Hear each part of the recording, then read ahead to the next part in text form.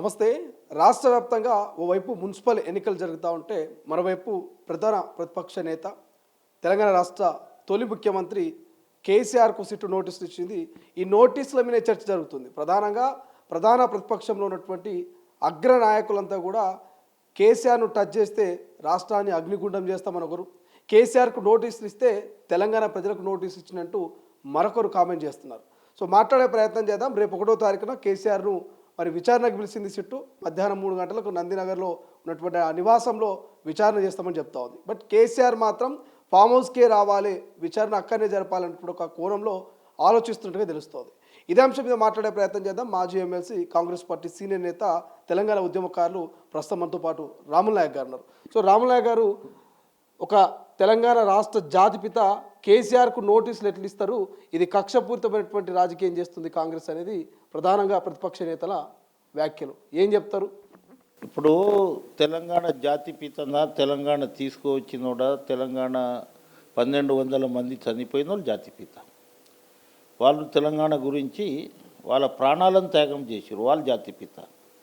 శ్రీమతి సోనియా గాంధీ ఇచ్చింది, ఆమె జాతిపిత. ఆ రోజు నేను మాట ఇచ్చిన అనే ఉద్దేశంతో ఇచ్చింది తప్ప, ఇవాళ సిట్టు విచారణ జరుపుకుంటే వీళ్ళకి ఎందుకు బాధ అనిపిస్తుంది? కేసీఆర్ని అరెస్ట్ చేస్తే అగ్నిగుండం కాదు, తెలంగాణ పూలగుండం నడుస్తుంది. మంచికి చేసిర్రు ఇంకనే పద్ధతిలో మాట్లాడతారు. ఎందుకంటే ప్రజలు అంత విసికించిర్రు వీళ్ళు 10 సంవత్సరాలలో. అన్ని అవినీతులు, ఎవడు ఏం చేస్తుండో. ఫోన్ ట్యాపింగ్ అంటే ఒక పెద్ద నేరం. ఇలా గాంధీజీ అని వాళ్ళు అంటారు. నేనేమంటున్నా అంటే, తెలంగాణ గురించి ఆ రోజు భారతదేశం గురించి గాంధీజీ జైలుకు పోయిండు, పండిత్ జవహర్లాల్ నెహ్రూ ప్రజల గురించి పోయిండు. ఈయన ఎందుకు పోతుండు? ప్రజల గురించి పోతుండా, ఫోన్ ట్యాపింగ్ గురించి పోతుండా? ఫోన్ ట్యాపింగ్ ఎవరి ఆదేశాల మీద జరిగింది? ముఖ్యమంత్రి చెప్పిన తర్వాతనే ముఖ్యమంత్రి ఆదేశాల మీద ఫోన్ ట్యాపింగ్ జరుగుతుంది. కానీ ఏదో జగదీశ్వర్ రెడ్డి చెప్పినందుకు, లేకుంటే హరీష్ రావు చెప్పినందుకు, లేకుంటే కేటీఆర్ చెప్పినందుకు జరగదు. డిపార్ట్మెంట్ ఉంది, దానికి ఒకటి నిఘా పెట్టిర్రు. ఎవడేం మాట్లాడుతుండు, మన గురించి మంచిగా ఎవరు మాట్లాడుతున్నారు, చెడు ఎవరు మాట్లాడుతున్నారు అనేది భయభ్రాంతులను చేసిర్రు. మాట్లాడకుండా, ఫోన్లో మాట్లాడకుండా ఈ విధంగా భయపెట్టి ఇచ్చారు. ఫోన్ ట్యాపింగ్ అనేది భారతదేశంలో అందరికంటే పెద్ద నేరం, మర్డర్ కంటే పెద్ద నేరం. నేను ఏం మాట్లాడుతున్నానో నా మీద నిఘబెట్టి, మేము గూఢాచారులమా? ఎమ్మెల్యేలు గూఢాచారులా? మంత్రులు గూఢాచారులా? లేకుంటే నాటువంటి కార్యకర్తలు గూఢాచారులా? లేకుంటే ఆల్ఖైదనా? లేకుంటే మేము నక్సలైట్లా? ఇలా ఫోన్ ట్యాపింగ్ ఎవరిది చేస్తారు?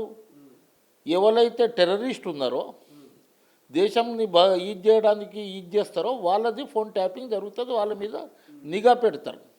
కానీ ఇవాళ ఈయన ఎవరి మీద పెట్టిండు? ఎమ్మెల్యేల మీద, మంత్రుల మీద, తర్వాత వాళ్ళకి డౌట్ వస్తే మన గురించి ఏం మాట్లాడుతారో వాళ్ళ మీద ఫోన్ ట్యాపింగ్ మొత్తం ఇది పెట్టిండు. ఆయనకి ఎందుకు పిలుస్తుర్రు విచారణకు? తెలంగాణ మూమెంట్ ఎక్కడికెంచి స్టార్ట్ అయింది? రోడ్ నెంబర్ 14 వెంకటేశ్వర నగర్, నందినగర్కించి అయింది. ఆ రోజు ఫామ్ హౌస్ లేదు. ఫామ్ హౌస్ తర్వాత ముఖ్యమంత్రి అయిన తర్వాత ఫామ్ హౌస్ వచ్చింది. కానీ ఫామ్ హౌస్ లేనప్పుడు నేను రాలేను, నాకు 65 సంవత్సరాలు అయింది, నేను ఏడబోలితే ఆడ రావాలంటే ఇప్పుడు ఒక సిస్టమ్ ఉంటుంది. ఒకటి, నా ఇల్లు ఈడ ఉంది, నేను ఈడనే ఓటేస్తా, కానీ నేను తీసుకుపోయి గజ్వేల్లో ఏ కదా.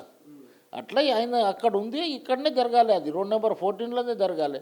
ఆడ జరిగిన నీకెందుకు భయము? ఈడ జరిగితే ఎందుకు భయం నీకు? విచారణ నందినగర్లో అయినా ఒకటే అంటారు, జూబ్లీస్లో అయినా ఒకటే అంటారు, ఫామ్ హౌస్లో అయినా ఒకటే అంటారు. నేనైతే మంచిగా పోలీస్ స్టేషన్ పోయి ఈద్గామంటున్నా. ఆయనకు పోలీస్ స్టేషన్ పోతే ఆయన కొంత గౌరవం పెరుగుతుంది. అరే భయ్, నేను చేయలేదు అనేది ఏదో చెప్పుకోవడానికి అవుతుంది. ఒక దిక్కేమో గంభీరంగా ఎలక్షన్ ఉంది, మున్సిపల్ ఎలక్షన్ ఉంది, ఇప్పుడు ఎట్లా ఇస్తారు మాకు అనేది ఒకటి. రెండవది ఏమో కోర్టుకు పోయి స్టే తీసుకురావాలనేది రెండవది. మూడవది ఏమో జగదీశ్వర్ రెడ్డి అటువంటి వాళ్ళు ఏమో అగ్నిగుండం చేస్తామని. ఎవరికి ఇది చేస్తారు? ఎన్ని అగ్నిగుండాలు చేసిర్రు? ఎక్కడ ఏం జరిగినప్పుడు ఏం చేసిర్రు? ఇలా తెలంగాణ గురించి, తెలంగాణ తీసుకొస్తే ఫోన్ ట్యాపింగ్ చేయమని తీసుకొచ్చినామా? తెలంగాణ వస్తే మా ప్రజలు బాగుపడతారు, బంగారు తెలంగాణ అందం, భవిష్యత్తు ఉన్న తెలంగాణ అందం, కుటుంబ పాలన, ఫోన్ ట్యాపింగ్ తెలంగాణ అనుకోలే. కానీ అధికారులు ఫోన్ ట్యాపింగ్ చేస్తే పాలకులతో సంబంధం ఏంటనేది కేటీఆర్ అంటున్నమాట. పోలీసు అధికారులు చేసిరు, వాళ్ళని అరెస్ట్ చేయొచ్చు, వాళ్ళు విచారణ చేయొచ్చు, మాకేం సంబంధం అని అంటున్నాడు. నార్కో టెస్ట్ పెట్టండి అండి, నార్కో టెస్ట్ కేసీఆర్కు పెట్టండి, అధికారులను పెట్టండి. ఎవరు చేసిరు అనేది ఎవరు చెప్తే ఆదేశాలు పోలీసు వాళ్ళు ఫోన్ ట్యాపింగ్ చేయడానికి ఇది అవుతుందా? ఫోన్ ట్యాపింగ్ చేయగలుగుతారా? వాళ్ళ ఉద్యోగాలు పోతాయని వాళ్ళకి తెలుసు. ఫోన్ ట్యాపింగ్ ఎవరి ఆదేశాల మీద జరిగింది? ఆ రోజు కేసీఆర్ ఆదేశాల మీద జరిగింది. ఆ రోజు ఆ సంతోషం అసలైన తొలి వెలుగు. ఫాలో వాట్సాప్ @తొలి వెలుగు అఫీషియల్.